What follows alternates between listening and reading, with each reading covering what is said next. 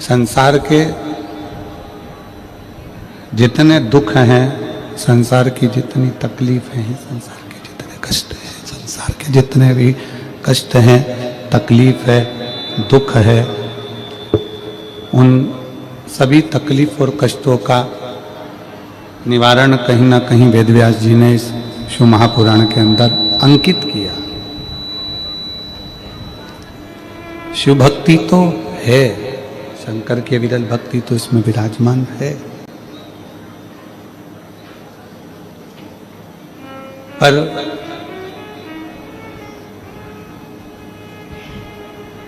शिव भक्ति के साथ में सबसे मूल है हमारा शंकर की शरणागति।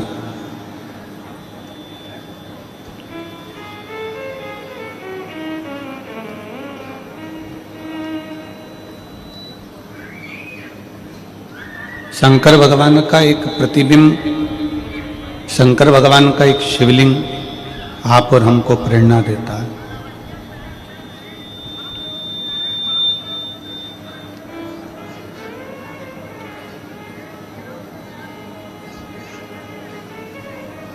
शिव जी का एक शिवलिंग आप और हमको प्रेरणा प्रदान करता है।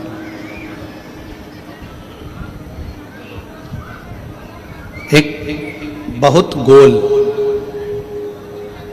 एकदम चिकना सा, सुंदर सा एक पत्थर,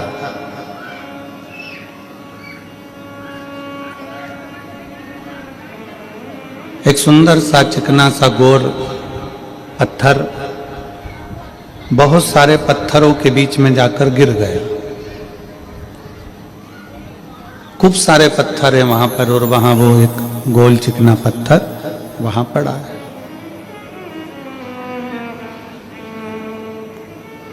उबड़ खाबड़ पत्थर हैं, आड़े टेढ़े पत्थर हैं। उन पत्थरों ने उस चिकने पत्थर से कहा कि हम भी पानी में रहते हैं, तुम भी पानी में रहते हो, तुम भी नदी में हो, हम भी नदी में हैं, तुम भी पानी में हो, हम भी पानी में हैं। पर एक बात समझ में नहीं आती, हम आड़े टेढ़े ही रह गए और तुम इतने सुंदर चिकने गोल कितने अच्छे हो गए, कैसे हो सकते हो? पत्थर ने कहा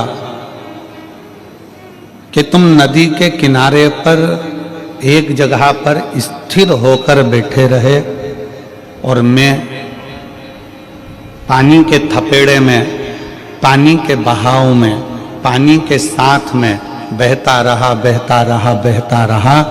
इतने थपेड़े मैंने पानी के खाए, इतना इतना घिसा गया हूं पानी में और पर्वतों में, पत्थरों में, नदी के बहाव में, कि मैं चिकना होकर, सुंदर होकर मंदिर में शिवलिंग के रूप में विराजमान होकर पूजा रहा हूं। पत्थर तुम भी हो, पत्थर में भी हो।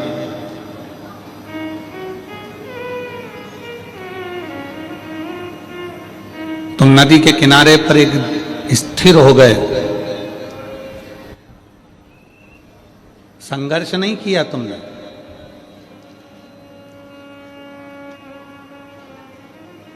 जो संघर्ष से डरता है, जो ये सोचता है कि नहीं मेरे बस का नहीं है, मैं आगे नहीं बढ़ सकता, मैं ये काम नहीं कर सकता, फिर वो आगे बढ़ता भी नहीं है। जिसने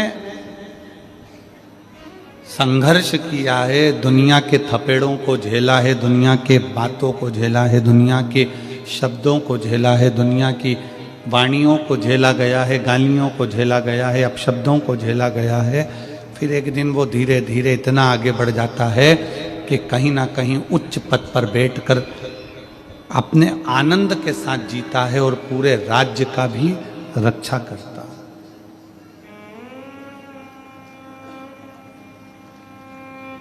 कितने अपशब्द कहते हैं, कितने कितने ताने दिए जाते हैं, कितनी कितनी गाली दिए जाती है, तब जाकर व्यक्ति ऊपर पहुंच पाता है।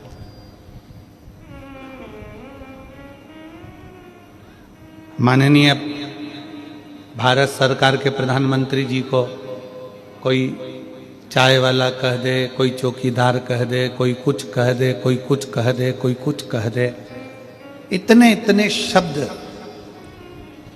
ये वही है शिव महापुराण की कथा की जिसने संसार के थपेड़ों को, संसार के शब्दों को, संसार की वाणी को, संसार की गालियों को जिसने सह लिया, वही मंदिर में जाकर पूजा गया और वही उच्च पद पर बैठ गया।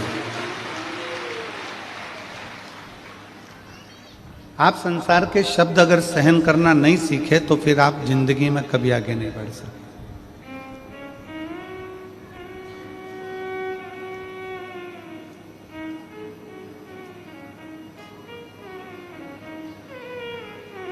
कितना ही आप प्रयास कर लो। अब आप अपनी भक्ति के इस हृदय चित्त से विचार करिएगा कि कल कथा में चल रहा था कि ग्रंथ, संत और भगवान। ग्रंथ को पकड़ो, संत को पकड़ो और भगवंत को पकड़ो।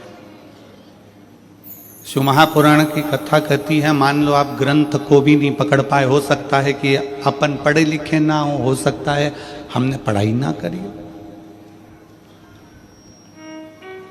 हम शिक्षित ना हो। पर शिव महापुराण की एक बात बड़ी सुंदर कहती है, आप भले शिक्षित ना हो पर शिव तत्व कहता है कि अपनी आने वाली पीढ़ी को, अपने बेटों को, अपनी बेटियों को, भले आप शिक्षित नहीं हो पर आने वाली पीढ़ी में अपने बेटों को, अपनी बेटियों को, अपने पोते को, अपनी पोती को शिक्षा जरूर दिलाओ और उच्च शिक्षा दिलाओ, जिससे ये बच्चे आने वाले समय में कुछ अच्छा कर सकें।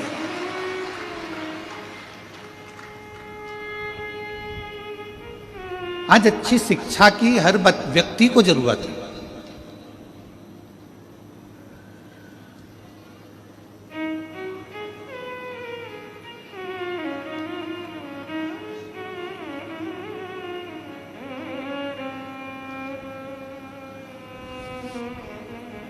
एक दो बार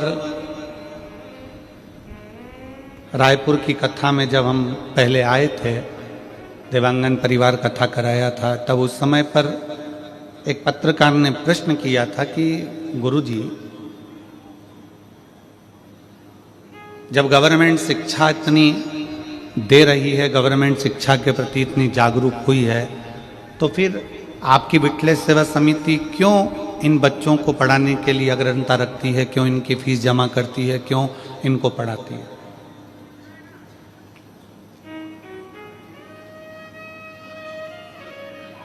हमने उस समय पर भी उन पत्रकार बंधुओं को कहा था कि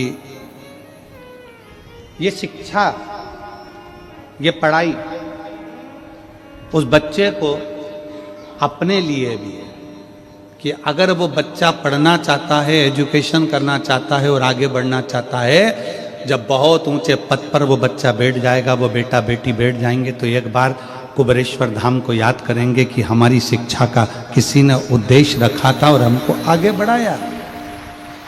और आज विठले सेवा समिति अगर उसकी शिक्षा का थोड़ा सा खर्चा उठा लेती है, तो हमें उम्मीद है जब वो किसी अच्छे पद पर बैठेगा तो वो भी किसी दूसरे के शिक्षा का खर्चा अवश्य उठाएगा और किसी बच्चे को मंजिल तक जरूर पहुंचाएगा।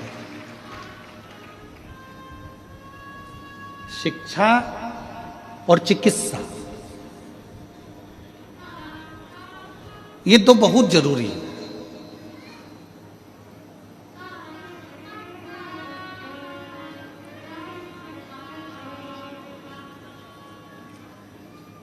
और हमारा तो निवेदन है पूरे भारत सरकार से, माननीय राष्ट्रपति महोदय जी से, माननीय प्रधानमंत्री महोदय जी से, माननीय मुख्यमंत्री महोदय जी से, माननीय क्षेत्रीय सांसद महोदय जी से, माननीय विधायक महोदय जी से, अध्यक्ष महोदय जी से, जितने ऊंचे ऊंचे पद पर जो बैठे हैं उन सब से निवेदन है कि अपने क्षेत्र में रोड बने ना बने, अपने क्षेत्र में नाली बने ना बने, पर अपने क्षेत्र में अच्छे स्कूल और अच्छे हॉस्पिटल बनना जरूरी है।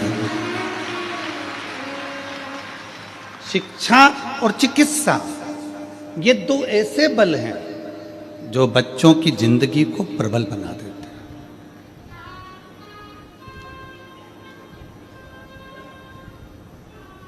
मेरी जीजियों, आप भले छोटे से गांव हाले कोसा में रहते हो, छुरिया में रहते हो, या और छोटे से छोटे गांव में रहते हो, आप भले पढ़े ना हो, आपके माता पिता ने भले आपको पढ़ाया लिखाया नहीं हो, भले आप कुछ भी नहीं जानते हो, पर इस व्यासपीठ के सामने से संकल्प लेकर जाना कि मैं अपने बेटा बेटी को खूब पढ़ाऊंगा और खूब पढ़ाऊंगी, जिससे वो अपना नाम रोशन करे।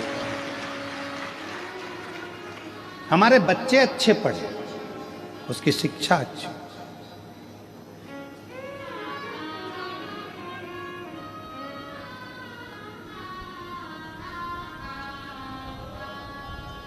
और बड़ी खुशी होती है छत्तीसगढ़ को देखकर।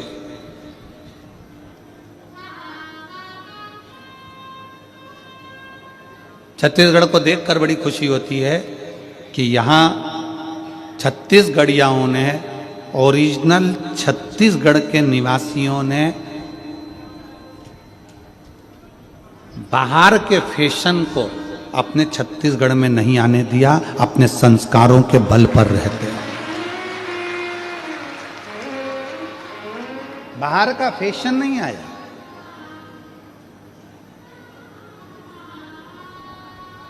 बाहर का भोजन और बाहर का फैशन ये व्यक्ति के क्षेत्र को बर्बाद कर देता है, प्रदेश को, देश को बर्बाद कर देता है। फैशन भी बर्बाद करता है और बाहर का भोजन भी बर्बाद करता है। आज क्यों इतनी बीमारियां फैल रही है?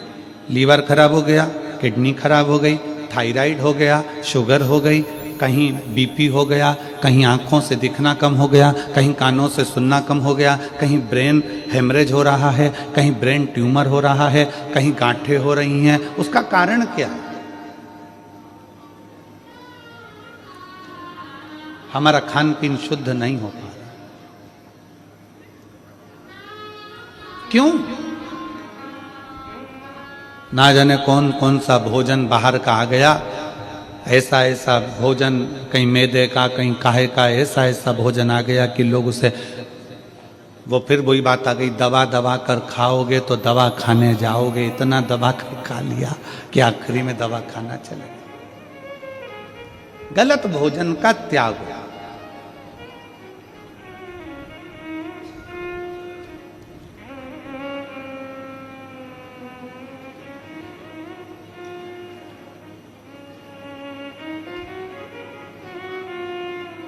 बॉर्डर पर आने वाले दुश्मनों को सैनिक रोक सकते हैं। बॉर्डर पर आने वाले दुश्मनों को सैनिक रोक सकते हैं। हमारे घर में आने वाले फैशन को और भोजन को हम अपने संस्कारों के माध्यम से रोक सकते हैं। आप कोई सैनिक जैसा काम नहीं कर सकते, आप बॉर्डर पर जाकर युद्ध नहीं कर सकते, आप बॉर्डर पर जाकर नहीं लड़ सकते, तो अपने घर में बॉर्डर जैसे सैनिक जैसा काम करो कि गलत फैशन हमारे घर में ना आए, गलत भोजन हमारे घर में ना आए। हम इस फैशन को भी दूर भगाएं जो गलत है, और गलत भोजन को भी दूर भगाएं, जिससे हमारे घर में संस्कारों के माध्यम से हमारे परिवार की रक्षा हो सके।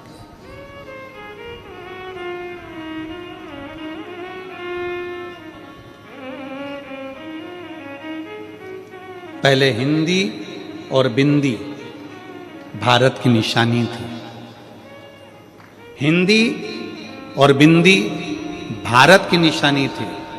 आज भारत में रहने वाले भी जब अंग्रेजी में बात करते हैं तो लोगों को ये दिखाना चाहते हैं कि हम हिंदी नहीं बोलते, हम अंग्रेजी बोलते हैं, हम ज़्यादा अप टू डेट हैं। पर शिव पुराण कहती है कि माथे की बिंदी और मुख की हिंदी ये दिखा देती है कि आपके घर के संस्कार कितने हैं, आपके घर के संस्कार कितने।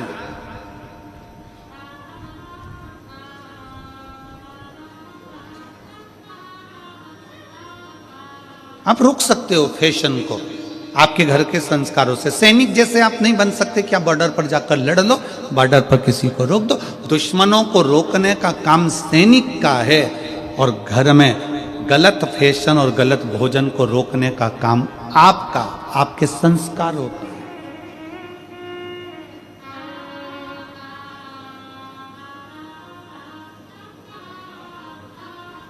कैसे वस्त्र घर के बेटा बेटी पहन रहे हैं, कैसे वस्त्र घर के लोग धारण कर रहे हैं, उनको समझा सकते हो। बच्चों को आप कह सकते हो, आप उनको कह सकते हो, समझा सकते हो। शिव महापुराण की कथा कल से वर्णन कर रही है कि ग्रंथ, संत और भगवंत, आप ग्रंथ को नहीं पकड़ सकते, आपके पास इतना समय नहीं है कि आप पोथी पुराण पढ़ो, कि घर का पालन करो, घर की व्यवस्था करो, घर में भोजन की व्यवस्था करो, उनको रहने की व्यवस्था करो, नहीं पकड़ सकते ग्रंथ को, कोई बात नहीं। आप संत के पास भी नहीं जा सकते, कोई संत है उसके पास जाकर नहीं बैठ सकते, ज्यादा आपके पास समय नहीं है, मत बैठो। पर तीसरे नंबर का है भगवंत। भगवंत कौन? भगवंत को ढूंढने के लिए दूसरी जगह नहीं जाना है, हमारे प्रत्येक व्यक्ति के घर में मेरा भोले बाबा एक व्यक्ति ऐसा देता है जो पूरे घर को तार देता है। प्रत्येक घर के अंदर एक व्यक्ति ऐसा देता है।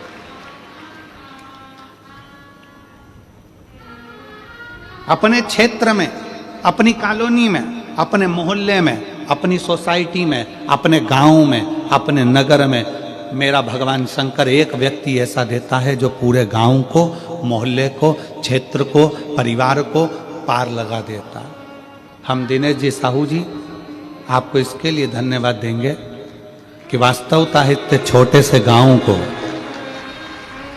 आपको इसलिए साधुता दे रहे हैं कि इतने छोटे से गांव हाले कोसा को शायद कोई क्षेत्र ऐसा नहीं है जिस क्षेत्र में हमने दूसरी बार इतनी जल्दी कथा करी हो, पर हाले कोसा की भूमि पर दूसरी कथा हो रही है। ये दूसरी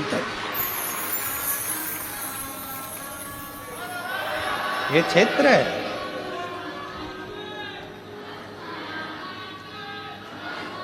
प्रत्येक घर के अंदर भगवान एक व्यक्ति ऐसा देता है। जैसे हिरण्यकशिपु के घर में एक प्रहलाद दिया है, और तानपात के घर में बेटा ध्रुव दिया है, राणा जी के घर में मीराबाई दी है, कर्माबाई दी है, नामदेव जी दिए हैं, संत तुकाराम जी दिए हैं, रामकृष्ण परमहंस जी दिए हैं। उसी तरह भारत के भूमि पर जितने घर हैं, प्रत्येक घर के अंदर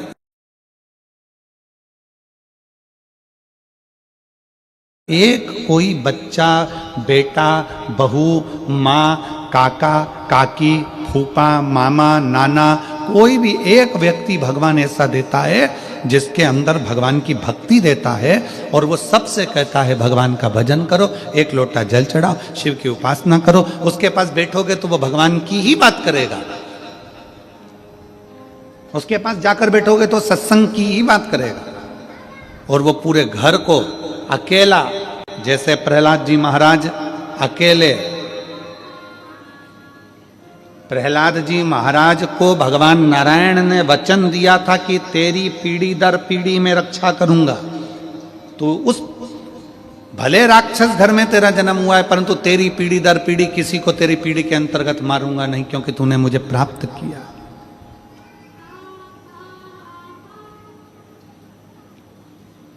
कोई एक हमारे घर के अंदर, हमारे परिवार में कोई एक जन्म ले लेता है, वो पूरे घर को तार देता है, पूरे घर। और आज मुझे बड़ी खुशी के साथ कहना हो रहा है कि जितने इस शिव महापुराण की कथा को टीवी पर सुन रहे हैं, सोफे पर बैठकर, पलंग पर बैठकर, अपने अपने घर का चैनल चालू कर कर, जितने मोबाइल पर कथा को श्रवण कर रहे हैं, और जितने इस हाले कोसा की भूमि पर बैठकर कथा को सुन रहे हैं, आप सब अपने घर के वही प्रहलाद हो, वही ध्रुव हो जो अपने घर को पार लगा रहे हैं। आप अपने घर के वही प्रहलाद हो, आप अपने घर के वही ध्रुव हो, आप अपने घर की वही कर्माबाई हो, अपने घर की वही मीराबाई हो, जो पूरे घर को पार लगा रहे हैं।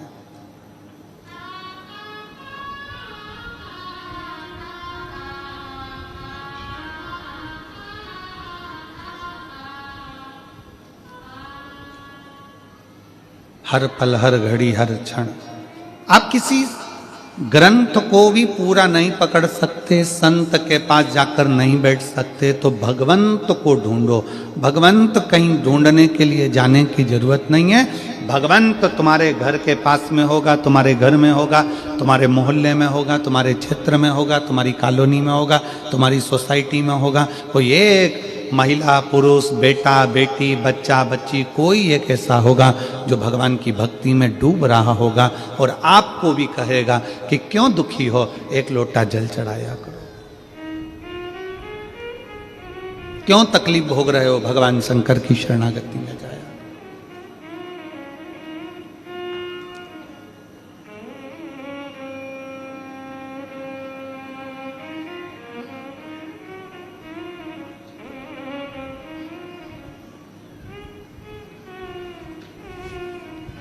कल वो बच्चा जो झारखंड से देवघर से आया, सीए हुआ, वो बच्चे ने उनके आसपास में कोई को बोला होगा कि जितनी खुशी तो मेरे को, एक विश्वास आपके भीतर है ना,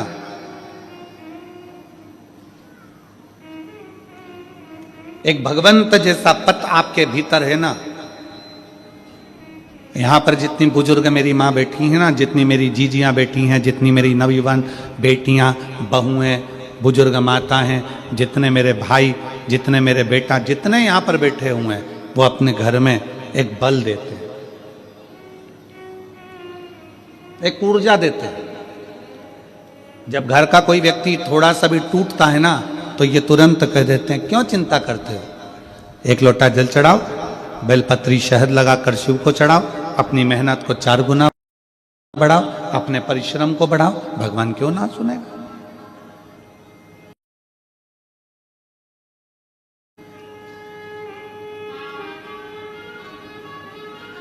आप किसी को बल दे रहे हो ना, जो दुनिया का सबसे बड़ा दान है, विश्वास दे देना।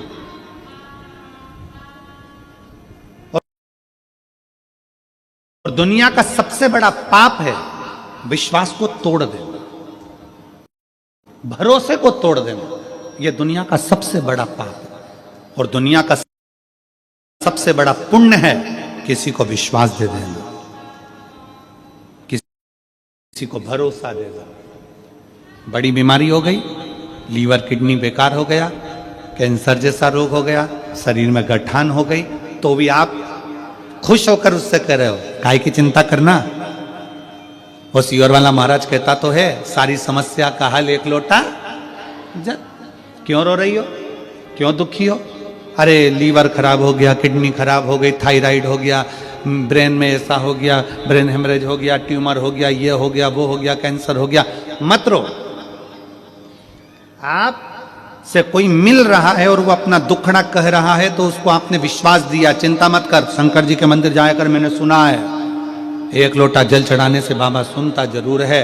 शिव जी पे चढ़ा हुआ जल पीना प्रारंभ कर, एक बेलपत्री अगर बीमारी है तो खाना प्रारंभ कर। उसको कह दिया, उसको विश्वास हो गया कि अब मैं बच जाऊंगी। और ये पक्का है, जब तुम्हारे भीतर इंद्रियों में ये बात आ जाए कि अब मैं बच जाऊंगी, तो दुनिया में काल के पास में भी वो नहीं है कि तुम्हारे को मौत दे दे, वो भी तुम जीत सकते हो। विश्वास, भरोसा।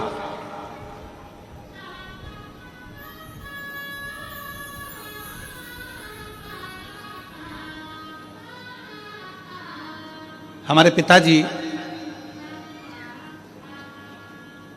स्वर्गीय पूज्य श्री रामेश्वर जी मिश्रा जी, हमारे पिता, हमको एक किस्सा सुनाते थे।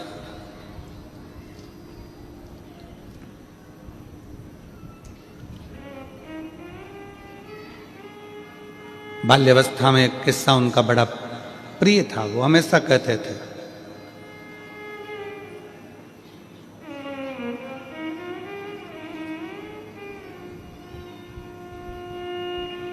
खेत में एक व्यक्ति सो रहा था, उसको सांप ने डस लिया, उसको सांप ने डस लिया।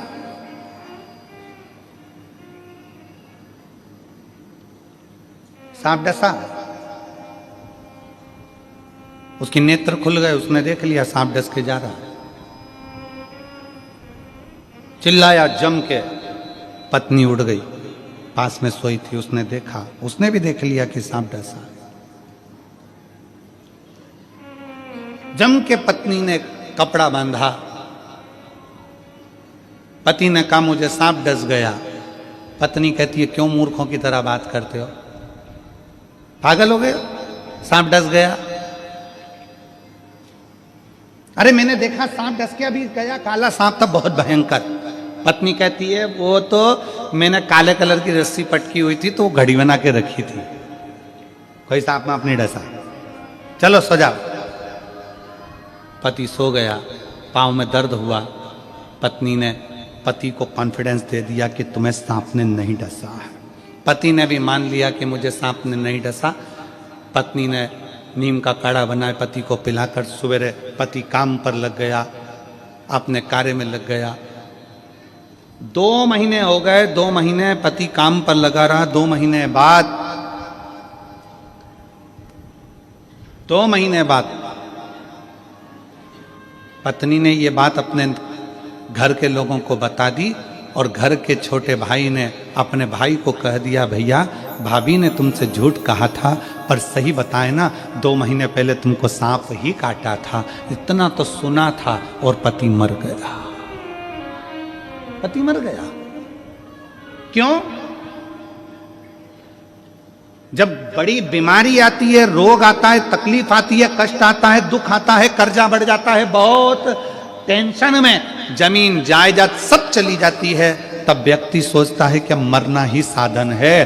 पर कोई शिव महापुराण का कोई श्रोता अगर उसके पास जाता है तो उसको बल दे देता है, क्यों चिंता करते हैं, ऐसे कर्जे वर्जे तो भोलेनाथ यूं ही निपटा देता है, लोगों को जमीन पे से उठाकर आसमान तक छोड़ देता है। काय की चिंता करना, उसको जो बल मिलता है, भले जिंदगी में बीमारी आ गई पर उसको कह दिया कि तू ठीक होगा, निश्चित है, और उसने ठान लिया कि मैं ठीक होऊंगा, तो बड़े से बड़ा रोग भी उसका ठीक हो जाता है। और उसने सोच लिया कि मैं तो अब जाऊंगा, उसने ये विचार कर लिया कि अब तो मुझे जाना है, उसने ये विचार कर लिया कि अब तो मुझे मरना है, उसने ये विचार कर लिया कि अब मुझे तो ये सा हो गया, ये उसने मन से सोच लिया, मन से। घुटने में जितना दर्द नहीं होता उतना तुम मन का दर्द बना ले, तो बहुत तकलीफ है महाराज घुटना में, बहुत। घुटने से मैं नीचे नहीं बैठ सकती, मेरे घुटने में बहुत तकलीफ है, घुटने से मैं नीचे नहीं बैठ सकती। इतनी बड़ी बीमारी बना ली घुटने की, घुटने की, घुटने की, मन में बना लिया कि मैं घुटने से नीचे नहीं बैठ सकती, मैं ऐसा नहीं कर सकती, मैं वैसा नहीं कर सकती, 2 कदम नहीं चल सकती। अब तेरे घुटने में इतनी तकलीफ है और तू कह रही मैं 2 कदम नहीं चल सकती, और किसी सपेरे से सांप ला के छोड़ दो, फिर भगेगी कि नहीं भगेगी? जम के तो बोलो रही जीजियो, भगेगी कि नहीं भगेगी? सामने सांप खड़ा है, सामने मौत खड़ी है, भागना पड़ेगा। फिर घुटने का दर्द कहां गया? अर्थात हमने अपने अंदर ये बना लिया कि मेरा घुटना खराब हो गया, मेरा घुटना खराब हो गया। अरे चकाचक गाय का घी लो, असली घी, खूब जोरदार रोटी में लगाओ, चकाचक खाओ, घुटने का ग्रीस बढ़ना प्रारंभ हो जाएगा। गाय के घी से अच्छा अच्छा दर्द चले जाता है। हमने बनाया कि मेरे पाँव में, घुटने में दर्द है, दर्द है, दर्द है, दर्द है, तो वो दर्द मर्ज बन गया, दर्द मर्ज सब बढ़ता चले गया, बढ़ता चले गया। डॉक्टर को दिखाने गई, डॉक्टर ने कह दिया घुटना बदलना पड़ेगा। अभी भी सोच रही बहुत दर्द है। अब तो ये सोचना मेरे घुटने में कोई दर्द नहीं है, फालतू की बात। कहाँ जाना है बता, कहाँ चलना है, चल। हाले कोसा चलती हूँ कथा में, 1 किलोमीटर दूर गाड़ी छोड़ूंगी, पैदल चल के चलूंगी। और दम थी, मन में प्रबलता थी, पैदल पैदल कमर झुक रही है, बूढ़ी अवस्था है, फिर भी चली आ रही है। और एक बहू छोटी सी अवस्था की, बच्चों को लेकर कितनी दूर है, चला नहीं जा रहा, और बूढ़ी माँ पैदल पैदल चली आ रही है। उसके अंदर बल है, उसने सोच लिया मेरे शरीर में कोई रोग नहीं, मेरे शरीर में कोई बीमारी नहीं, ठीक होंगी, होकर रहूंगी। आई कथा कर तत्व ग्रहण करा, घर गई, इतने में उसको लगा आज मैं बिल्कुल ठीक हूं, क्योंकि उसने मन से सोच लिया कि मैं ठीक हूं और ठीक हो जाऊंगी। हमने बनाया है।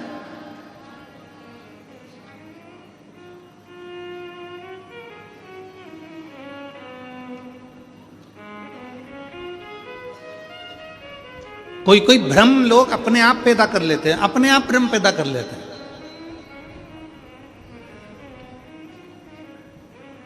भजन होएगा, अपने आप भ्रम पैदा कर लिया। जैसे कोई भजन आया और लोग भ्रम पैदा कर लेते कि मेरे को अभी थोड़ी देर में मैं घूमने लगूंगी।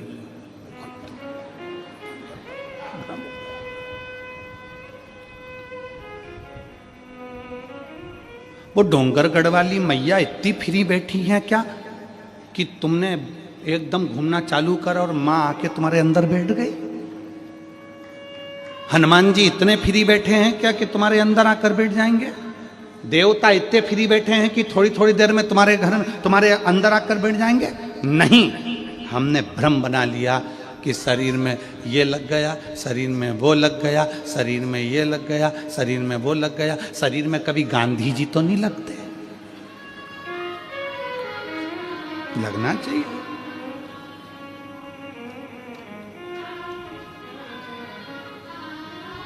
एक आध बार शरीर में गांधी जी लग जाए और क्या बुरा मत देखो, बुरा मत, लाठी टेक के चलने लगे, वो कभी ना लगे। व्यर्थ।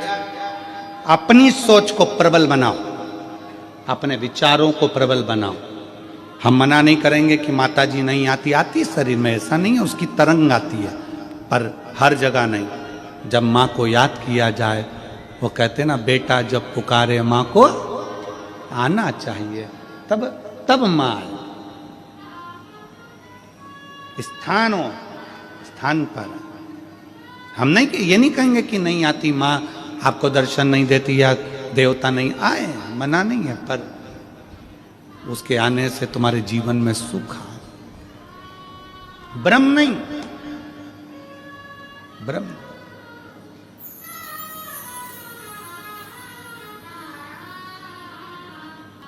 भगवंत ढूंढिए, ग्रंथ नहीं लगे हाथ, संत हाथ ना लगे तो भगवंत को हाथ लगना चाहिए।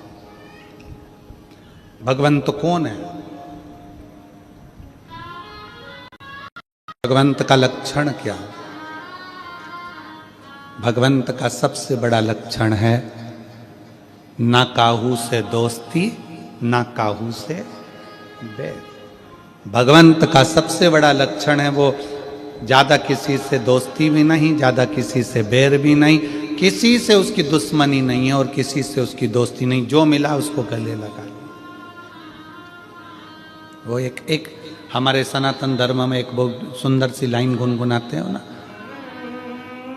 ज्योत से ज्योत जगाते चलो और प्रेम की गंगा।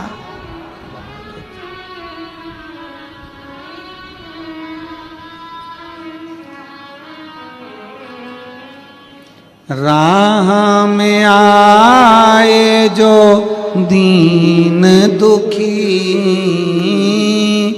राह में आए जो दीन दुखी, सबको गले